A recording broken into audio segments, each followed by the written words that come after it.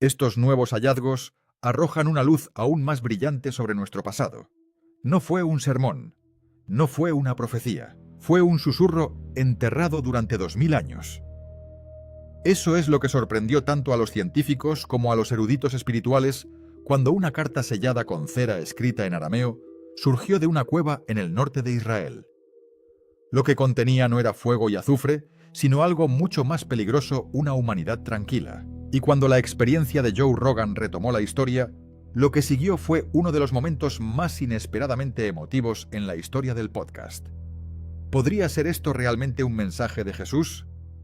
¿Por qué estaba escondido? ¿Por qué ahora expertos escépticos y creyentes se hacen la misma pregunta? ¿Estuvo destinado a ser encontrado alguna vez? La cueva, el pergamino y el shock. Comenzó como lo hacen muchos estudios arqueológicos, con bajas expectativas y un pequeño equipo de investigadores recorriendo un remoto sistema de cuevas cerca del monte Arbel en el norte de Israel. Estas cuevas excavadas por el tiempo y el clima cerca del mar de Galilea se han asociado durante mucho tiempo con viviendas antiguas, sectas ocultas e incluso asedios romanos. Pero lo que encontraron escondido dentro de un estrecho nicho de roca no fue un fragmento de olla ni una herramienta desgastada. Era un pergamino sellado envuelto en tela y sorprendentemente intacto después de 2000 años. A primera vista no parecía muy diferente de otros rollos del Mar Muerto descubiertos a mediados del siglo XX. Pero los investigadores notaron inmediatamente dos cosas inusuales. En primer lugar, el pergamino se conservó demasiado bien para su época. En segundo lugar, estaba envuelto en capas de tela orgánica y sellado no con hilo o arcilla, sino con una sustancia resinosa parecida a la cera, algo que normalmente se usa para proteger documentos importantes o privados. Solo eso insinuaba que alguien no solo lo escondió, sino que lo protegió. Después de que el pergamino fue transportado cuidadosamente a un laboratorio y abierto suavemente en un ambiente controlado, reveló un pergamino bien enrollado, lleno de una escritura descolorida pero legible. Y fue entonces cuando llegó el segundo shock. No estaba escrito en griego ni en latín, los idiomas típicos de los textos religiosos de la época. Fue escrito en arameo, el idioma hablado y cotidiano de Judea, a principios del siglo I. Esta elección de lenguaje cambió inmediatamente la forma en que los eruditos veían el pergamino. El arameo no se usaba para proclamaciones formales ni para enseñanza generalizada. Era el lenguaje de la conversación personal, la familia y el pensamiento interior. Cuando comenzó la traducción, la escritura no se parecía a las escrituras a la ley, ni siquiera a la teología organizada. Fue breve, directo y tranquilo. Y luego apareció un nombre en la primera línea, Jacob, en inglés moderno, James. Específicamente, los eruditos ahora creen que esta carta fue dirigida a Santiago el Justo, a menudo descrito en la tradición cristiana primitiva como el hermano de Jesús. Fue entonces cuando llegó el shock final. La voz del autor, la estructura del lenguaje y la época apuntaban a una posibilidad singular y extraordinaria. El rollo podría haber sido escrito por el mismo Jesús. De ser cierto, sería el primer texto escrito conocido que se le atribuye directamente. ¿Por qué es eso tan significativo? Porque históricamente Jesús ha sido entendido como un maestro que hablaba en voz alta, no como alguien que dejaba sus propios escritos.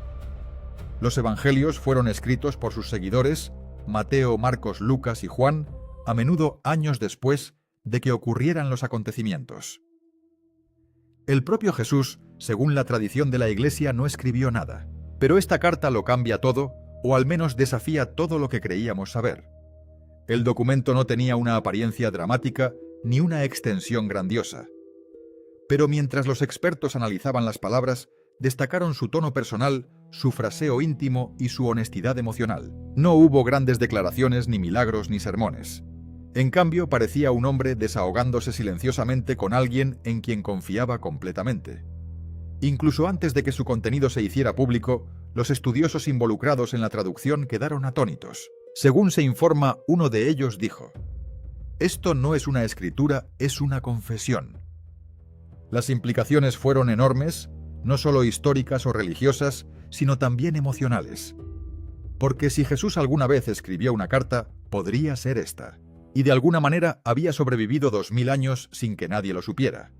Pero el contenido de la carta resultaría aún más sorprendente que el hallazgo en sí, no por lo que afirmaba, sino por lo que silenciosamente revelaba. Una carta que lo cambió todo. Cuando comenzó la traducción del pergamino, los investigadores no estaban preparados para lo que encontraron. Este no fue un tratado teológico ni un llamado a la acción. No fue un sermón, una parábola o una profecía. Era algo mucho más íntimo y mucho más inquietante. El texto no intentaba convencer, convertir ni mandar. En cambio, reveló una voz que sonaba profundamente humana. Desde la primera línea, el tono era inconfundible. La carta se abre, según los estudiosos, con una frase impactante y poética: que lo que hace ruido se aquiete y que lo que se ve se conozca por lo que esconde. No se lee como un líder dirigiéndose a sus seguidores, sino como un hombre que se prepara para despedirse en silencio en privado sin espectáculo. No es así como estamos acostumbrados a escuchar a Jesús.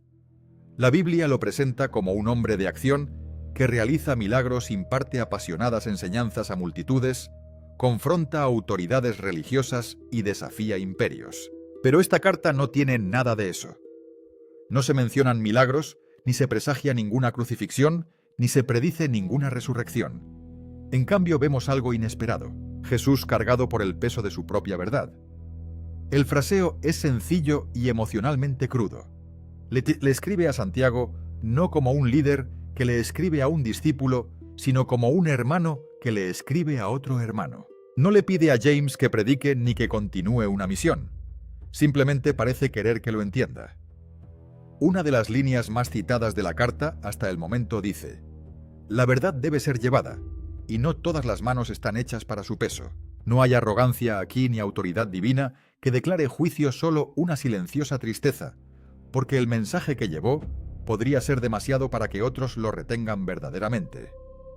Otra línea dice: solo ven el fuego, pero no la mano que lo encendió. Repiten mis palabras, pero no esperan escucharlas. Es una reflexión sobre los malentendidos, el temor de que sus enseñanzas eventualmente se repitan sin comprensión, tal vez incluso se conviertan en armas. No hay amenazas veladas contra Roma, ni ira hacia las autoridades religiosas. Este no es un documento político ni siquiera religioso en el sentido convencional, es más bien una despedida.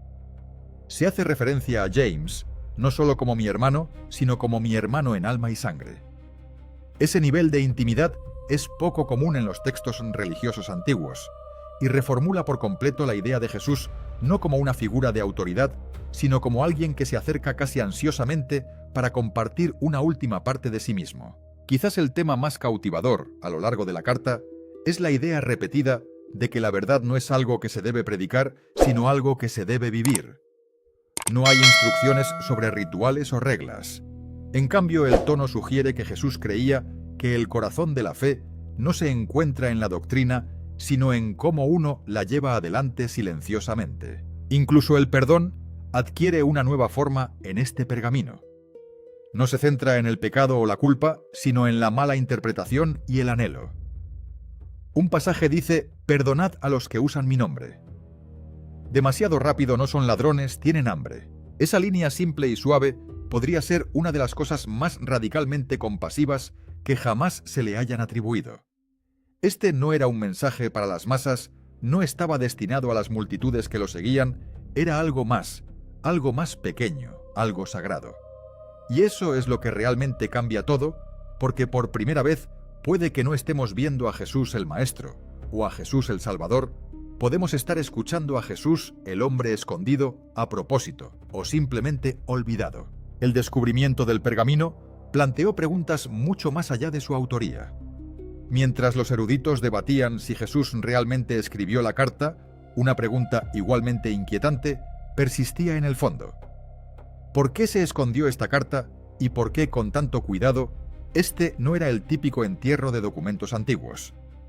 Según el equipo arqueológico, el rollo no estaba almacenado en una cámara comunal con otros escritos, sino que estaba sellado en capas de tela, recubierto con resina o cera y encajado profundamente dentro de una grieta dentro de la pared de una cueva remota cerca del monte Arbel. Esto no fue preservación, fue ocultamiento. El doctor Elias Carman, un historiador de las costumbres funerarias de Judea, lo expresó sin rodeos durante el seguimiento de un podcast. Esto no solo estaba escondido, sino sepultado, como si alguien quisiera no solo protegerlo, sino olvidarlo. Y eso cambia la narrativa. Esto no se perdió en un incendio, ni fue esparcido por ejércitos invasores, sino que se guardó a propósito, lo que lleva a una pregunta inevitable. ¿Qué haría que alguien escondiera una carta como esta? Algunos eruditos sugieren que la carta era demasiado personal y nunca estaba dirigida a nadie más que a James. Tal vez el autor ya fuera Jesús u otra persona, sabía cuán volátil podía ser su contenido, no porque fuera controvertido, sino porque socavaba la imagen de Jesús como únicamente divino, únicamente intocable. En esta carta no se pretende ninguna autoridad sobrenatural, solo hay una voz humana cansada y profundamente consciente de sí misma. Otros piensan que pudo haber estado oculto durante una época de persecución cristiana primitiva. Las décadas posteriores a la muerte de Jesús fueron caóticas, llenas de represión política y disputas doctrinales. Muchos textos se perdieron, quemaron o suprimieron. Pero esta carta no parece el tipo de cosa que sería confiscada por la fuerza, fue guardada en silencio, protegida de manera demasiado intencionada. Hay otra posibilidad, una aún más inquietante, tal vez el propio James la ocultó. Tal vez la carta significaba tanto para él que no podía destruirla, pero tampoco podía soportar que cayera en las manos equivocadas. Quizás se dio cuenta de que si otros lo leyeran no lo entenderían, o lo torcerían, por lo que permaneció en silencio, envuelto, sellado, enterrado. No descartado, sino deliberadamente apartado. Ahora, siglos después, su aparición parece un accidente. Pero lo es. Algunos comentaristas modernos, incluidos los de la experiencia de Joe Rogan, han señalado el inquietante momento en que se descubrió la carta. En una época de confusión espiritual, división y ruido, un mensaje como este, tan silencioso, privado y dolorosamente sincero, de repente sale a la luz. Casi parece una coincidencia. La doctora Leora Saffron, historiadora cultural, señaló en una entrevista que no estamos diciendo que debiera encontrarse ahora, pero ahora resuena de maneras que son difíciles de ignorar. Ese sentimiento ha provocado un debate entre creyentes y escépticos por igual. ¿Fue el momento una casualidad arqueológica? ¿O hay algo ahora en este momento de la historia que finalmente nos prepara para escuchar una voz que había esperado 2000 años para hablar, y eso nos lleva al misterio central? Si esta carta debía permanecer enterrada, ¿acabamos de violar su silencio? ¿O simplemente hemos respondido a una llamada que se susurró hace mucho tiempo? ¿O esta carta es una casualidad, un accidente de conservación, o es algo completamente distinto? Un mensaje no olvidado, sino preservado para nosotros. La reacción de Joe Rogan y por qué fue importante. Comenzó como cualquier otro episodio de la experiencia Joe Rogan. Dos personas, una conversación larga y un anfitrión curioso dispuesto a seguir los hechos a donde quiera que los lleven. Pero entonces el invitado, un estudioso del cristianismo primitivo, dijo algo que detuvo a Rogan a medio pensar. Hay evidencia de una carta escrita por Jesús a su hermano Santiago. Joe parpadeó y se inclinó. Espera. Jesús escribió una carta. Se podía escuchar el cambio de aire en la habitación. Para alguien que ha cubierto todo desde la inteligencia artificial hasta la historia antigua, Joe Rogan no se inquieta fácilmente. Pero este detalle impactó de manera diferente. No se presentó con exageración ni drama. Fue mencionado de pasada, casi como una nota a pie de página olvidada. Pero una vez que aterrizó Rogan, no lo soltó. No le sorprendió que hubiera otro manuscrito antiguo. Quedó atónito porque nadie había sugerido jamás que Jesús pudiera haber escrito algo él mismo. Para millones de personas criadas con la idea de que Jesús fue un maestro oral, un hombre cuyas palabras solo fueron preservadas por otros, la posibilidad de que hubiera dejado algo escrito a mano, algo personal, era como reescribir las reglas. La reacción de Joe no fue de indignación. Fue curioso, respetuoso, incluso un poco asombrado. Siguió dando vueltas hacia atrás. ¿Cómo es que esto no es un problema mayor? ¿Cómo es que esto nunca ha surgido? El invitado explicó los detalles técnicos. El pergamino encontrado en una cueva cerca del Monte Árbol, sellado en cera, escrito en arameo, data aproximadamente del 30 al 50 después de Cristo. Pero no fue el contexto histórico lo que capturó la imaginación de Rogan. Esa fue la implicación. Tenemos miles de páginas escritas sobre Jesús, dijo Joe, pero esto podría ser algo de Jesús, y fue entonces cuando la conversación cambió. Ya no se trataba de doctrina, no se trataba de religión, se trataba del instinto humano de conectarse con la verdad y de cuánto más íntima se vuelve esa verdad cuando la voz detrás de ella se siente real.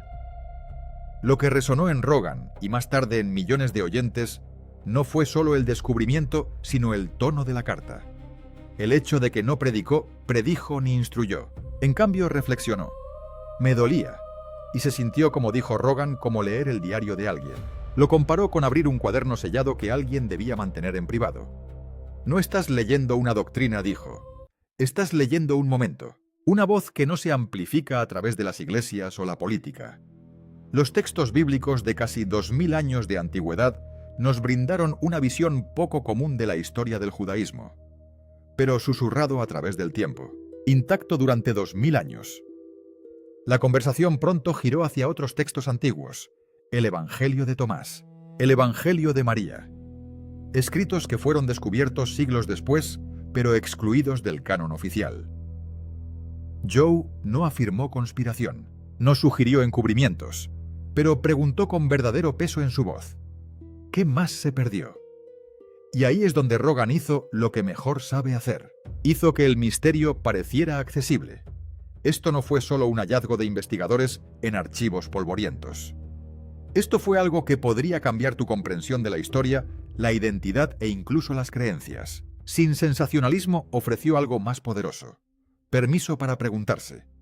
Porque al final del episodio Joe no llegó a ninguna conclusión. Hizo una pregunta. Si Jesús escribiera solo una cosa, ¿qué crees que querría decir? Y tal vez por eso este momento importó tanto. No porque un podcast prestara atención a la historia, sino porque por una vez millones de personas se detuvieron, se inclinaron y escucharon de verdad. Sin embargo, una sola pregunta de Joe Rogan, simple, honesta y sin guión, hizo exactamente eso. ¿Qué significa y por qué inquietante? La carta, si es genuina, hace más que cuestionar suposiciones históricas. Redefine cómo vemos una de las figuras más emblemáticas de la historia de la humanidad. Y no lo hace con afirmaciones atronadoras o profecías dramáticas, sino con silencio, moderación y una vulnerabilidad emocional que casi desarma. Lo que hace que este pergamino sea tan inquietante no es su rareza, es el tono. Este no es Jesús, el orador público o el hacedor de milagros. Este es Jesús, el hermano tranquilo. El hombre reflexionando, dudando, alcanzando. Ninguna mención de la crucifixión. Ninguna gran promesa de resurrección. Sin llamados a la acción ni profecía de juicio. En cambio, la carta ofrece una conciencia lenta y dolorosa de lo que está por venir, y una simple esperanza de que alguien cercano pueda comprenderlo realmente. Una de las líneas más llamativas, según informaron los involucrados en la traducción, dice: «La luz parecerá dejarte, pero no se ha ido. Espera paciente más allá del giro». No suena como algo que escucharías en un sermón. Suena como algo susurrado a un ser querido en la oscuridad. No sugiere certeza teológica, sino claridad emocional, una manera de decir se va a poner difícil aguante. Es por eso que el pergamino no solo plantea preguntas sobre la autoría, plantea preguntas sobre la intención. ¿Por qué se puso este mensaje por escrito? ¿Por qué fue sellado escondido y nunca más se habló de él? Algunos teólogos sugieren que la carta pudo haber sido escrita durante los últimos días de Jesús, después de que su arresto se volviera inevitable, pero antes de su juicio público. Un momento entre tormentas, un respiro antes del colapso. Otros argumentan que podría haber sido escrito incluso antes, durante una época en la que Jesús sentía que sus enseñanzas estaban siendo malinterpretadas, remodeladas o utilizadas de maneras que no había previsto. Cualquiera que sea el momento, el peso emocional es inconfundible. A diferencia de los evangelios, esta carta no intenta probar nada. No discute, refleja, respira. Pinta a Jesús no como una deidad perfecta, sino como un hombre que sintió la presión de ser mal escuchado. Un hombre que sabía que después de su muerte, sus palabras ya no le pertenecerían a él, sino a la interpretación. Una frase de la carta destaca por encima del resto. Perdona a quienes usan mi nombre demasiado rápido. No son ladrones. Tienen hambre. Esa línea por sí sola ha resonado en foros en línea círculos teológicos y resúmenes de podcasts desde que se conoció la historia porque cambia la lente por completo. Dice que la gente puede equivocarse no por malicia, sino porque están buscando algo en qué creer. Esa visión compasiva, paciente y humana parece un mensaje hecho a medida para un mundo moderno, dividido y distraído. Y tal vez esa sea la parte más inquietante de todo, no lo que dice la carta, sino cuándo y cómo resurgió. Una voz de hace 2000 años, escondida en el silencio, escuchada de repente, en un momento en el que el ruido y la certeza dominan cada conversación. ¿Qué pasaría si esto no fuera para académicos o escépticos, sino por ahora? ¿Qué pasa si el momento no es solo una coincidencia? A pesar de todos los análisis, todas las dataciones por carbono y todas las especulaciones, queda una verdad. Esta carta nunca fue para nosotros. Estaba destinado a una persona, un momento, un corazón. Y sin embargo, de alguna manera, aquí está susurrando a lo largo de los siglos, obligándonos a detenernos, escuchar y preguntar. ¿Y si esto fuera real? ¿Qué pasaría si no tuviéramos que encontrarlo, pero lo necesitáramos? Una carta en cera. Un susurro en arameo. Una voz que alguna vez se pensó perdida en el tiempo. Ya sea que creas que esta carta vino de Jesús, o no, deja una pregunta que resuena con más fuerza que nunca. ¿Y si fuera real? Háganos saber lo que cree en los comentarios. Me gusta, comparte y suscríbete para conocer más misterios de la historia, la fe y más allá. Y si quieres más historias como esta, las que se esconden en el silencio solo para salir a la superficie, cuando más las necesitamos, haz clic en el siguiente vídeo. A veces el pasado no habla, espera.